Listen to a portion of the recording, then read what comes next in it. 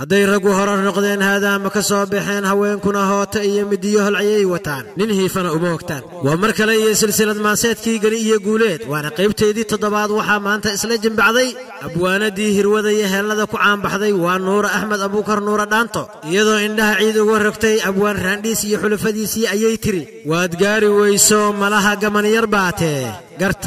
garta aniga iida anugeed fariiste waaw wallee gacmahay isla gashay wa abwaan raandhiisoo idin leh gaari lama nin kama wada qosliso gadgadoonka waayuhu adduun galaba waa meel anna gaabsan maayee waa inaan gar sheegtaa kuwii geela dhaqan jiray garaadada la odhan jiray qaalmo goojinaayiyo gamaan faras la siin jiray garmaqaato baas iyo gaban baa ka soo haray waxaan uga gol leeyahay ninka soo gabyaaye gabargani ku magac dheer ruux garaadku liitiyo guumays ku sheego xaajadu gurcantaye gaagaabso inayahow waxaa taagadeeda guuleed gaban yar baatee goormay ragaarin inay tala gorfeeyaan gobta xaawalaydana garaadyari ku sheegaan tala geeriyooto guumooye dhaqankiye inaan tala gorfeeyoon guusha kuu horseedoon garta kuu iftiinshana guuleed garanba maysidi waad gaari weyso malaha gaban yar baatee garta aniga iidaa aanugeed fariiste haddaan gabayo tiriyoon guuleed iskaa baray maaha inaan ku gacashaday ama guur aan kaa rabo